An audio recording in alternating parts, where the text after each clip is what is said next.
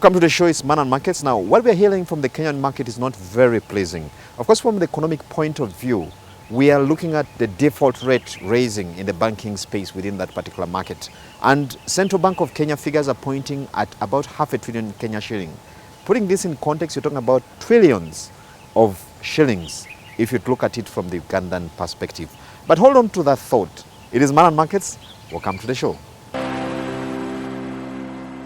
Now, Uganda's put good effort in trying to bolster production and productivity. Of course, on the agricultural primary production side, so to speak, and value addition.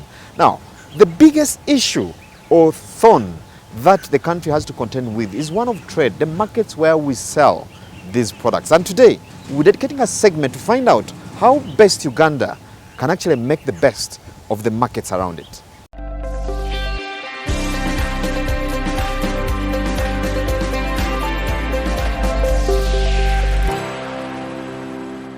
So we've seen as a country, we are in a spot where, of course, we're seeing inflation is trying to move up. We're seeing a number of economic fundamentals probably not in a very, comfortable place where a number of, economists and country observers had projected it to be. I don't know, what are your views on how we track this journey to reach where we are today? Okay, I thank you so much, Charles. When you talk about where we are, that's also a contested question, where we are. Because some people are saying we are in a good place.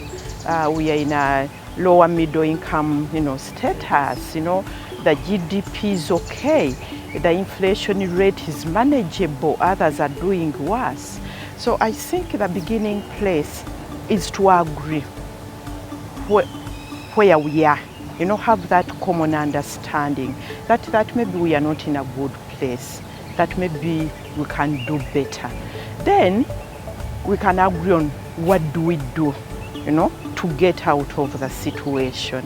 So most often the economy is like a person. If the economy is ailing, it's like a person when you have a disease, you are ailing. So the diagnosis has to be very good, then you go to the prescription. And for me, I think where we are as Uganda now, our diagnosis is not right, or it's wanting. And maybe we need to take some more time to see how are we ailing, because when you look at our economy, most of us are saying it's COVID, COVID pandemic, but we need to go back, and see those structural inherent challenges we have been facing as a country. We look at our exports, our production is very low, our exports are almost none there.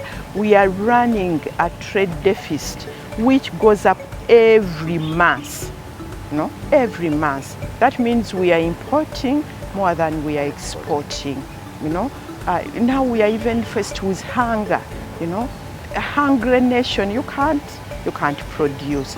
So sitting on that table and looking at that, diagonizing the ailing economy, it's very important. Then we go into prescription. But now you see prescriptions coming up, PDM. I have no problem with PDM, but is it a solution to the challenges ailing the economy?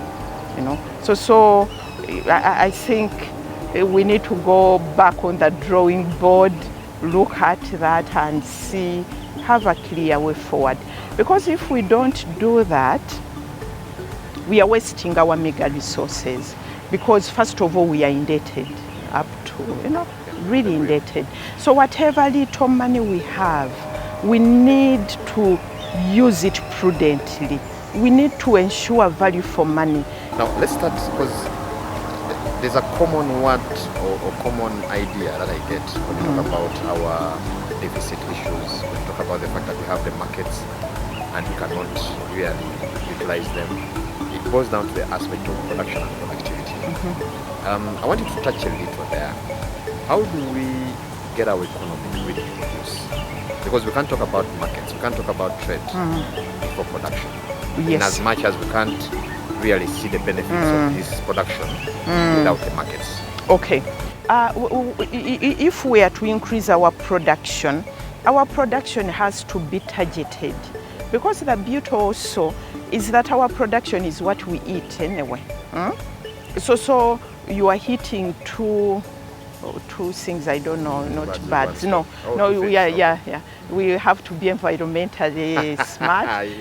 But you hit a number of things with one stone. Yeah. So if we increase our production and productivity, we also have food. But we need to have a systematic production. And to do that, we start from the market. Because today, you go to the market, to the street, pineapples are there, so many of them, If somebody brings you 10 pineapples, 10,000, and then you say, add on another one, and he runs and brings another one. How much are the farmers getting? So our production has to be clearly targeted to the market. So we start from the market. All these markets which I have told you about, they need food, So we start from the market, because trade is about a specific market and a specific product. Even the color, the type, the quality, the quantity. We start from there. Countries need, for example, a product like sunflower. They were telling us we can't produce our soap because soya and sunflower, Ukraine war. But sunflower takes 4 or 3 months to grow. So we need to organize our production like that. Markets are negotiated. When we talk about a market like EU, that EU told us bring everything but arms. That's market access. It's not market entry. Then you go to a next step. You say, okay, what can we bring? They say, okay, bring avocados. What type? What size? What color? In what quantities? You negotiate that. What taxes? Because all those products are taxed. You negotiate that tax. Then you come back and mobilize production to go to that market. And this is where we are failing. EU will have been having self-bans. They tell us, your paper, please don't bring, Because we haven't negotiated the market entry requirements. So when you look at all these markets, the CFTA, even the ES market here, we need specific product agreements. My next question and message, which I wanted you to actually package on this one, is to the policymakers and implementers. What would you tell them against the background of the submission you've made? Now the policymakers, because there is policy, there are also resources. For example, when we talk about a budget, that's a policy. Where are we putting our money? So to our policymakers, we need to put our money where our mouth is. Our mouth is on agro-industrialization. Put money there. Ensure people are producing according to the standards, the required standards for the market. And that means that you need extension workers, you need production officers, you need commercial officers. So the commercial officers are working with the production officers and the extension workers. So we need to reorganize that production, and we need to put money, resources there. And for me, I believe if we do that, that's a viable investment.